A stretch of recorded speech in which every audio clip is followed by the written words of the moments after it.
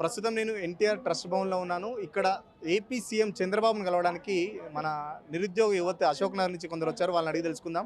ఎందుకు వచ్చారు? ఏపీ సీఎంని కలవడం ఏంటి అసలు? నాకు అర్థం కాదు. ఏపీసీఎం అంటే అక్కడ పక్కన మా డిమాండ్ ఏముందంటే గ్రూప్ 1 1:100 చేయమని, గ్రూప్ 2లో గ్రూప్ 3లో పోస్టులు పెంచి ఖచ్చితంగా మాకు డిసెంబర్లో ఎగ్జామ్ పెట్టమని, మెగా డిఎస్సి ఇవ్వమని అడిగినాం.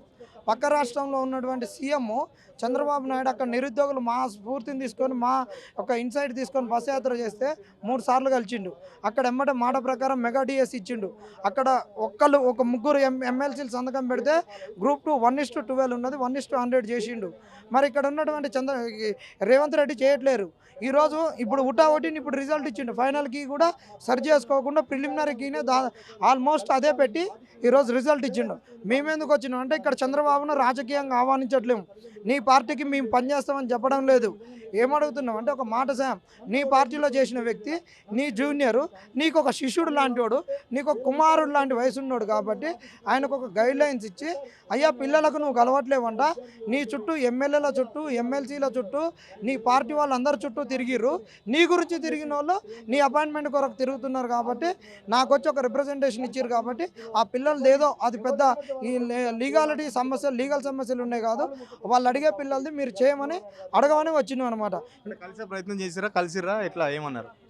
మాకైతే కొంత తృప్తినే ఉంది. ఎందుకంటే రేవంత్ రెడ్డి గారు ఈరోజు అశోక్ నగర్ వచ్చిండు. అది పూరి జగన్నాథ యాత్రకు సంబంధించింది. అక్కడ కలవడానికి లేదు, ప్లకార్డులు లేపడానికే లేకుంటే ఇక్కడ కురికి వచ్చినాం. కానీ ఇక్కడ జెడ్ కేటగిరీ ఉంటుంది. అయినప్పటికీ మా చేయి కలిసింది జెడ్+లో. మా చేయి కలిసి మా చేతుల నుండి రిప్రజెంటేషన్ తీసుకొని పిఏకి ఇచ్చిండు. కానీ రేవంత్ రెడ్డి గారిని ఇంతవరకు మేము ఒక ఫేస్ టు ఫేస్ అసలు చూసుకోలేదు. దగ్గరలో ఒక 5-6 ఫీట్ల దూరం నుంచి. అది మా దౌర్భాగ్యం. రేవంత్ రెడ్డి మాటలే చెప్తే కానీ చేతలకు లేదు. ఇది ఇంత దగ్గరకు జెడ్+ కేటగిరీ మమ్మల్ని దగ్గరికి రానిచ్చిండు. ఆయన గురించి తిరిగిన వాళ్ళం కాదు, ఆయనను లేస్తే తిట్టిన వాళ్ళం మేము ఉద్యమంలో. నీ వల్లనే మాకు ఈ గతి వచ్చింది తెలంగాణకని. అలాంటి వ్యక్తి ఈరోజు మమ్మల్ని కలవడానికన్నా ప్రయత్నం చేసిండు. ఆయన కేటగిరీ ఉన్న కలిసే ప్రయత్నం చేస్తారా? చంద్రబాబు నేను విడిగా టైం తీసుకొని మళ్ళీ ప్రయత్నం చేస్తున్నాము. చంద్రబాబు గారికి దగ్గరగా చెప్పాలని ఆలోచన చేస్తున్నాం. ఎట్లాగా రేవంత్ రెడ్డి ఇవ్వట్లేరు కదా, అక్కడ నిరుద్యోగులు 3 సార్లు కలిసిన వ్యక్తి కదా, మాకు ఒక అవకాశం ఇస్తాడు అనుకుంటున్నాం. ఇక్కడ చంద్రబాబు చెప్తే రేవంత్ తింటాడని మీరు ఎట్లా అనుకుంటారు? అసలు నాకు అర్థం కాదు. మాకు ఎట్లింటాడని కాదు, ఆయన ఒక మానవత్వంతో ఇక్కడ ఉన్న నిరుద్యోగుల కష్టాలు తెలిసి ఇచ్చిన హామీ ప్రకారం 16,000 పోస్టులకు డిఎస్సికి ఫస్ట్ సంతకం పెట్టిండు. గ్రూప్ 2లో 1:100 చేసిండు. గ్రూప్ 2ను పోస్ట్పోన్ చేసిండు. ఆయనకు ఒక మానవత్వం ఉంది. ఇప్పుడు నిరుద్యోగులు ఉన్నటువంటి వాళ్ళు అలా మన వాళ్ళ వయసు ఉన్నోళ్ళు, ఇలాంటి ఉన్నోళ్ళు ఉన్నారు, అనుభవం ఉన్నోడు కాబట్టి ఖచ్చితంగా ఈయన ఒక మానవత దృక్పథంతో మమ్మల్ని కలుస్తాడు అనే మాకు ఒక సానుకూల దృక్పథం ఉంది. రేవంత్ రెడ్డి మాటలకే ఆయన చుట్టూ ఒక అహంకారమైన ఒక వలయము ఏర్పాటు చేసిర్రు. ఆయన వస్తే మాటలు తప్పితే చేతలు మాత్రం లేవు. ఎందుకు లేవని బరాబర్ చెప్తున్నాం. నిరుద్యోగ ప్రభుత్వం అని ఇంతవరకు నిరుద్యోగులతో ఎందుకు కలవలేదు? నిన్న ఎందుకు ఈ ఒక ఎమర్జెన్సీ వాతావరణం తలపింపజేసిండు? టీజీపీఎస్సీ చుట్టూ ఆ వాటర్ కెనాన్స్ ఎందుకు ఏర్పాటు చేసిండు? టీజీపీఎస్ చుట్టూ ఒక 3 అంచెల ఒక సెక్యూరిటీని ఎందుకు ఏర్పాటు చేసుకున్నాడు? అడిషనల్ సిపిలను ఎందుకు పెట్టుకున్నాడు? దీన్నంతా చూస్తుంటే రేవంత్ రెడ్డి తోటి మాకు కాదు. ఒకటిని ఈరోజు రిజల్ట్ ఎందుకు ఇచ్చిండు? వీటన్నిటిని చూస్తే రేవంత్ రెడ్డి నిరుద్యోగులకు దూరము, ఆయన బల్మూరి వెంకటకు కొంతమందికే దగ్గర. ఇక మేమేం చెప్పినా వినడు, వాళ్ళు చెప్పిందే వింటాడు. ఇక నిరుద్యోగుల ఆత్మహత్యలు ఉండవు అన్నాడు కదా, ఆల్రెడీ ఇప్పుడు 3 చచ్చిపోయారు. ఇక ఎంతమంది చేస్తారో రిజల్ట్ ఇప్పుడు నీ 3 యువకులు, ఒక సంగీత అనే అమ్మాయి, నగరకల్ అమ్మాయి చనిపోయింది. ఈరోజు కాదు, ఒక 15 రోజుల ముంగట. తర్వాత కోదండరాం తోటి ఉండేటటువంటి ఒక ఆయన స్టూడెంట్ వింగ్ వాళ్ళ చెల్లెనే చనిపోయింది గ్రూప్ 4 రిజల్ట్ ఇచ్చినప్పుడు. ఇట్లా తెలంగాణలో నిరుద్యోగ ఆత్మహత్యలు అనేది తగ్గట్లేదు. రేవంత్ రెడ్డి మమ్మల్ని మోసం చేసిండు, దగా చేసిండు. 1 సంవత్సరం 2 లక్షల ఉద్యోగాలని ఇవ్వలేదు. కానీ ఇప్పుడు జాబ్ క్యాలెండర్ అంటున్నాడు, అది కూడా ఫిబ్రవరిలో ఇస్తాడంట. ఇంకా నిరుద్యోగ భృతి అడగట్లేదు. ఆయన ఇస్తున్న 5 లక్షలటువంటి విద్యా భరోసా కార్డు అడగట్లేదు, ఫ్రీ ల్యాప్టాప్లు అడగట్లేదు, ఫ్రీ స్కూటీలు అడగట్లేదు, ఏది అడగట్లేదు. ఆయన ఎమ్మటి ఉండేటటువంటి, ఆయన మెప్పు పొందేటటువంటి వాళ్ళు పిచ్చిగా మాట్లాడతారు. మమ్మల్ని అంటే పోనీ అన్న, ఆయన ప్రభుత్వం రావడానికి కష్టపడ్డ ఒక బక్కా జడ్సన్ ఇలా 6వ రోజు నిరాహార దీక్ష చేపట్టి కనీసం కలవాలి కదా. ఆయన మెప్పు పొందడానికి ఒక కుక్క అంటది, ఆయన కూర్చుంటే లేవలేడు, లేస్తే నిలబడలేడంట. విచక్షణ ఉండాలి కదా. ఆడు ఆ మాట కూడా ఎత్తొద్దన్న వాడని అంటాం. ఎందుకంటే ఆయన చనగాని దయాకరు ఒకటి కాంగ్రెస్ పార్టీ అధికార ప్రతినిధి కనీసం ఒక వికలాంగుని గురించి మాట్లాడేటప్పుడు ఒక సిగ్గు లజ్జ మానవత్వం ఉండాలి కదా. నా నోటి నుండి ఏం మాటలు వస్తున్నాయని వికలాంగుని అట్లా అవమానపరుస్తాడా? 2 సంఖ్యలో కర్రలు ఉంటాయి, ఆ కర్రలు కూడా ఎందుకు వచ్చి నీ పార్టీ గురించి 2009లో ప్రచారాన్ని వేస్తుంటే యాక్సిడెంట్ అయ్యి మంచిగా ఉన్న వ్యక్తి ఒక బౌన్సరు ఈరోజు అట్లా అయిపోయి కూడా మీరెవరు తిని దున్నపోతులు లెక్క తిని ఉండేటటువంటి వాళ్ళు, పార్టీ పేరు చెప్పుకొని ఉండేటటువంటి వాళ్ళు, పార్టీకి ఏం చేయకుండా పండుకొని లేవలేనటువంటి వాళ్ళు, లేస్తారు నిలబడినటువంటి వాళ్ళు మీరు ఉంటే ఆయన కాళ్ళల్లో సంకళ్ళల్లో కాళ్ళు లేకుండా సంకల్లో కర్రలు వేసుకొని గత ప్రభుత్వం పైన పోరాడి మిమ్మల్ని అధికారంలోకి తీసుకొస్తే ఇలా బలుపు మాటలా మాట్లాడేది? కనీసం నీ పార్టీ ఖండించొద్దా? నీ పార్టీ వచ్చి ఆయనను పరామర్శించొద్దా? దీక్ష విరమింపజేయొద్దా? ఇది వాళ్ళ యొక్క దురంకారానికి, వాళ్ళ తలబిరుసుతనానికి నిదర్శనం.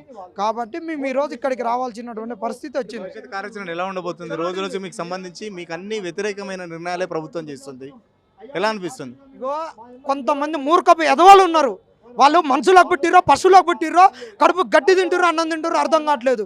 నా కడుపు నింతే దరిద్రం బాస్తుందని కాదు, ఎవడైనా నిరుద్యోగే నీకు కాంపిటీషన్ తగ్గుతుందని నీకు దమ్ముంటేనే కూర్చొని చదువుకోవాలరా ఎదవల్లారా. ఒక నీ కడుపు కొడితే కాదు, కడుపు మీద కొట్టొద్దు, ఈపు మీద కొట్టు. ఎదవలు వాళ్ళ కాంపిటీషన్ తగ్గుతాయని ఉద్యోగాలు ఉన్న ఎదవలు కొంతమంది ఈరోజు పోయి ఏంటంటే గ్రూప్ 1కు 1:100 వస్తే లీగల్ సమస్యలు వస్తాయని, గ్రూప్ 2 గ్రూప్ 3ని ఎక్కువ మంది అడుగుతున్నారని, డిఎస్సి ఎవడు అడగట్లేదని, గ్రూప్ 1 1:100 అడగట్లేదని బల్మూరి ఒక బట్టబాసి బల్మూరి కానీ కంచం మెతుకులకు ఆశపడ్డ ఎదవలు ఇలా చెప్పబట్టి ఇలా రేవంత్ రెడ్డి అయినా ఆయన చుట్టూ ఉండేటటువంటి వాళ్ళైనా ఇవాళ సిఎస్కి అయినా ఫీడ్ చేసిన ఎదవల వల్ల ఇలాంటి దౌర్భాగ్య స్థితి వచ్చిందని మేము ఖచ్చితంగా చెప్తున్నాం. నిన్న 3 గంటలు రివ్యూ చేసి 3 నిమిషాలు, ఆ 3 నిమిషాల కూడా ఓన్లీ బల్మూర్ వెంకటే మాట్లాడిండ. అలాంటి ఎదవల వల్లనే ఈరోజు నిజమైన నిరుద్యోగులను ఇట్లా చేస్తున్నారు. ఏది చేసిన డైవర్షన్ స్కీమ్లు, ఒక అమ్మాయిని ఒక బూచిగా చూపి ఆమె ఏందా ఒక అమ్మాయి చుట్టూ మీరు కెమెరాలు పెట్టి చేయాలన్నా? ఆమె 30 లక్షల మంది నిరుద్యోగుల ఎందుకు ఒక అమ్మాయిని ఫోకస్ చేసి టాపిక్ని మొత్తం డైవర్ట్ చేస్తున్నారు. ఈ కాంగ్రెస్ వాళ్ళకి చిత్తశుద్ధి ఉంటే నిరుద్యోగుల పక్షాన మాట్లాడాలి. సీఎం కనబడతలేదా? బల్మూరు వెంకట లేకపోతే ఎవరో చెప్తే సీఎం వినాల్సిన పరిస్థితి ఏంది? సీఎంకో పెద్ద కోటరీ ఉంటుంది, ఇంటెలిజెన్స్ ఉంటుంది, మీరు చేసే ధర్నాలో మీరు చేసే ప్రోగ్రాంలు ఏం కనబడతలేవు సీఎంకు అవన్నీ సెకండరీ అయిపోయినాయి. ఇప్పుడు ఆయన కోటరీ చెప్పేటటువంటిది, ఆయన మెప్పు పొందేటటువంటి కుక్కలు మొదుక్కునేటటువంటివి ఉన్నాయి, ఆ మాటలు ఆయనకు చెవుల్లో కినబడుతున్నాయి. అంతకు లేకుంటే ఇలా గ్రూప్ 1:100 గురించి ఇంతగానో కొట్లాడుతుంటే ఎందుకు 1:50 ఇచ్చిండు? ఏం బొప్పి అయింది? ఏ లీగల్ సమస్యలు ఉన్నాయి? నువ్వు వాళ్ళని కూర్చోబెట్టుకున్నావే, నీ కపిల్ సింబాల్ లాంటి వాళ్ళను, వీరబొమ్మాయి లాంటి వాళ్ళను, ఇంకా సుప్రీంకోర్టు అడ్వకేట్లను, తర్వాత హైకోర్టులో ఉన్నటువంటి మంచి జడ్జీలను అందరిని ఎందుకు పెట్టుకొని చేయలేదు? ఆయన గ్రూప్ 1 క్యాన్సిల్ కావడానికి ఎక్కడి నుంచి అడ్వకేట్లను పిలిపించినవే, మరి ఈరోజు ఎందుకు చేయాలని లేదు? ఆ రోజు అది క్యాన్సిల్ అయితే నిరుద్యోగులు నీ ఎమ్మటుంటారు అధికారం వస్తుందని. ఇది అధికార దాం కోసం చేసినటువంటిదే కానీ నిరుద్యోగుల ఆశలను ఆకాంక్షలు నెరవేర్చేందుకు చేసింది కాదు. పక్కా రేవంత్ రెడ్డి నిరుద్యోగులను మోసం చేసి నువ్వేమన్నా అనుకో అన్న, ఇప్పటికైనా అన్నానే చెప్తున్నావు, మమ్మల్ని నిలువున ముంచినావు రేవంత్ అన్న, నిలువున ముంచినావు. ఇదే కనుక నీకుంటే, ఇదే నీ చెప్పకునేటోళ్ళు ఉంటే వాళ్ళతోటి అధికారంలోకి తెచ్చుకోకపోయినావు. వాళ్ళతోటి అసలు 3 ఓట్లు కూడా పడవు. అసలు అధికార పార్టీ నుండి పోటీ చేసినాడు 33,000 ఓట్లు వచ్చినాయి. ఇవాళ ఆయన మాట వింటున్నాడు. బ్రదర్ ఎందుకు కలిసిరు బాబు గారిని మీరు ఇక్కడికి? అన్న మీకు తెలిసిందే, గత నెల రోజుల నుంచి నిరుద్యోగులు అందరూ వాళ్ళ సమస్యలను ఏందనేది ప్రభుత్వానికి దృష్టికి తీసుకెళ్లడానికి ప్రయత్నిస్తున్నారన్న. బట్ అది విఫలమైంది. ప్రతిపక్షాలను కలిసినాము, అది విఫలమైంది. టీఎస్పీఎస్సీ ముట్టడికి ప్రయత్నించినాము, అది విఫలమైంది. సో ఇప్పుడు చిన్న ఆశ ఏంటంటే పక్క రాష్ట్రం మన చంద్రబాబు నాయుడు గారు, మన ముఖ్యమంత్రి రేవంత్ రెడ్డి గారి గురువు గారు విద్యార్థులు వెళ్ళి ఒక చిన్న రిప్రజెంటేషన్, చిన్న లెటర్ ఇస్తే గ్రూప్ 2 ఎగ్జామ్స్ పోస్ట్పోన్ చేసినారన్న. ఆయన ఎట్లయితే స్పందించినాడు విద్యార్థులకు, కనీసం ఇక్కడ రేవంత్ రెడ్డి గారని అట్లా స్పందిస్తారేమో, ఆయన చెప్తారేమో, ఆయనకు మా బాధలు చెప్పుకుందాము, ఒక ఫోన్ కాల్ చేసి మా బాధలు తెలియజేస్తారేమో. ఎందుకంటే ఇక్కడ కింద స్థాయి ఉన్న నాయకులు, కాంగ్రెస్ నాయకులు బల్మూర్ వెంకట్ గారిని కావచ్చు, రియాజ్ కానివ్వచ్చు, పోదురాం సార్ కానివ్వచ్చు, అకునూరు మురళీ సార్ కానివ్వచ్చు, వీళ్ళెవరు మా బాధలను ఇంతకుముందుకు అయితే ఎట్లయితే రెస్పాండ్ అయ్యారో, ఎట్లయితే బీఆర్ఎస్ గవర్నమెంట్కి ఎట్లయితే అగేన్స్ట్గా వర్క్ చేసినారో వాళ్ళందరూ ఇప్పుడు మాకు సపోర్ట్ చేయట్లేదనా. సో దానివల్లనే మా సమస్య అనేది ముఖ్యమంత్రి గారి దృష్టికి వెళ్ళట్లేదు అని చెప్పేసి మా విశ్వాసం, మా నమ్మకం అది. సో అందుకనే సరే కనీసం ఇట్లయినా సరే ప్రయత్నం చేద్దాం. ఒక చిన్న ఆశనా, ఇవాళ నా గ్రూప్ 1 రిజల్ట్స్ వచ్చింది, 1:100 ఇస్తారు ఏమనుకున్నాం, ఇవ్వలేదన్న 1:50 ఇచ్చినారు. చాలామంది ఫెయిల్ అయిపోయినారు. అది ఒక చిన్న బాధ, అది చెప్పుకోలేని బాధ. అది 14 సంవత్సరాలలో మొట్టమొదటి నోటిఫికేషన్ 563 పోస్టులతోటి ఒక అవకాశమే. చంద్రబాబును కలిసిరా? ఏమన్నారు చంద్రబాబును కలిసి? టైం అవుతుందా అసలు మీకు? ఎట్లా కలిసినాము ఒక లెటర్ అయితే కనీసం 2 నిమిషాలు నిలబడి మాట్లాడే అవకాశం వస్తుంది అనుకున్నాము. కానీ ఆ అవకాశం అయితే రాలేదు. ఎందుకంటే ఫ్యాన్స్ హడావిడి కార్యకర్తల మధ్యలో. కానీ లెటర్ అయితే ఇచ్చినామన్న. లెటర్ అయితే ఆయన తీసుకోవడం జరిగింది. అదొక సంతోషం అన్న. కనీసం ఆ లెటర్ అన్న చూసి ముఖ్యమంత్రి గారు స్పందించి రేవంత్ రెడ్డి గారు కాల్ చేస్తే, సార్ మీ మీ మీ కింద నాయకులు సమస్యలను మీ దాకా దృష్టికి తీసుకురావట్లేదు, ఒకసారి ఒక చిన్న అపాయింట్మెంట్ ఇవ్వండి. ఓట్లేసి మిమ్మల్ని గెలిపించినారు విద్యార్థులు, వాళ్ళ తల్లిదండ్రులతో ఓట్లు వేయించినారు. కుటుంబానికి 3 10 లక్షలు ఇంటూ 30 లక్షలు ఇంటూ 3 90 లక్షలు అధికారంలోకి వస్తామని అయితే లెక్కలు చెప్పారు. అప్పట్లో ఆ అధికారంలో తీసుకొచ్చి ఆ ఈక్వేషన్ వర్కౌట్ అయింది. వాళ్ళు మిమ్మల్ని అయితే తీసుకొచ్చారో వాళ్ళ సమస్యలు ఒకసారి ఇవ్వండి, వాళ్ళకి ఒక అపాయింట్మెంట్ ఇవ్వండి అని ఒక చిన్న ఆశ చెప్తారేమోనని అందుకని వచ్చి కలిగినామన్నా. కనీసం ఆ పేపర్ ఇచ్చి చేతిలో పెట్టినందుకన్నా ఒక సంతోషం ఉందన్న. కానీ మన ముఖ్యమంత్రి గారిని అయితే అసలు కనుక చూద్దామంటే కూడా దొరకని చాలా దూరంలో ఉన్నాడు ఆయన. సో కోరుకుంటున్నది ఏంటంటే, సార్ రేవంత్ రెడ్డి గారు ఈ విషయం మీ దృష్టికి పోవాలా, మా నిధులకు ఒకసారి చిన్న అపాయింట్మెంట్ ఇవ్వండి, మా సమస్యలు ఏందో మేము చెప్పుకుంటాం, అవి తీరారనేది తర్వాత సంగతి అది. బట్ వినండి సార్, ఒక చిన్న అవకాశం అయితే ఇవ్వండి. న్యాయబద్ధమే, అరే నిజంగానే వీళ్ళు బాధపడుతున్నారు అని మీకు అనిపిస్తేనే చేయండి సార్. కనీసం ఆ చెప్పుకోనికి అవకాశం కూడా ఇవ్వకపోతే ఎందుకు సార్ ఇదంతా? ఇంకా నాకు అర్థం అవ్వట్లేదు. ప్రజాస్వామ్యం అని పేరు ఎందుకు? మంచిగా రాచరికం అని పెట్టుకోవచ్చు కదా సార్. ప్రజాస్వామ్యం అనే నమ్ముతున్నాం, ప్రజాపాలనే నమ్ముతున్నాము, ఓట్లేసి ఎన్నుకున్నాం మిమ్మల్ని అందరినీ. మాకు ఒక అవకాశాన్ని ఇవ్వండి, మా బాధలు చెప్పుకోవాలని కోరుకుంటున్నాం సార్, ప్లీజ్. పక్క రాష్ట్రంలో నిరుద్యోగులకు సంబంధించి మీరంతా కూడా నాకు తెలిసి మీ అంతా కొట్లాడలేదు. ఆయన సడన్గా చంద్రబాబును కలిసిన వెంటనే వాళ్ళ డిమాండ్స్ అనేవి నెరవేరినాయి. మీకు ఇక్కడ ఎందుకు, మీరు కోరు తెచ్చుకున్న ప్రభుత్వాన్ని ఎందుకు జరుగుతలేవు మరి? అన్న ఇలా అయితే చాలా అనుమానాలు ఉన్నాయన్న. ఒక ఫస్ట్ అనుమానం ఏంటంటే, టీఎస్పీఎస్సీ చైర్మన్ మహేందర్ రెడ్డి గారు డిసెంబర్లో రిటైర్ అవుతున్నాడు. ఆయన రిటైర్ అయ్యేంత లోపలనే ఉన్న పోస్ట్ అన్ని ఎగ్జామ్స్ అన్ని కండక్ట్ చేయాలా, పేరు కొట్టి తెచ్చుకోవాలా అని ఒక ఆశలో ఆయన ఉన్నాడు. బల్మూరు వెంకట్ ఉన్నాడు ఇంకో ఆయన. బల్మూరు వెంకట్ ఏంటంటే, ఇంతకు ముందుకు విద్యార్థుల సమస్యలు విని కోట్లలో కేసులు వేసి బీఆర్ఎస్ గవర్నమెంట్కి ఆయననే అడ్వకేట్లకు ఫీజులు కట్టి నోటిఫికేషన్లు క్యాన్సిల్ అయ్యేటట్టు మొత్తం కుట్ర పన్ని అధికారంలోకి తీసుకొచ్చినాడు. కాంగ్రెస్ విద్యార్థులను అయితే ట్రాక్ చేంజ్ చేసినాడు, అధికారంలో తీసుకొచ్చిన పాత్ర పోషించాడు. కానీ ఈరోజు అదే బల్మూరు వెంకట్, అదే రియాజు, అదే కోదండరాము, అదే ఆకునూరు మురళీ సారు మాకు ఎవరు స్పందన మాకు రెస్పాండ్ అవ్వట్లేదు, మమ్మల్ని మా సమస్యని ముఖ్యమంత్రి దృష్టి కాడికి తీసుకెళ్ళట్లేదు అన్న. ఎందుకు ఫీల్ అవుతారో నాకు అర్థం అవ్వట్లేదు. లేకపోతే వీళ్ళే మన కుట్ర కానీ ఉద్యోగాలకి ఇట్లా అమ్ముకున్నారా? మహేందర్ రెడ్డి గారు కూడా అమ్ముకున్నారా? బల్మూరు వెంకట కూడా అమ్ముకున్నారా?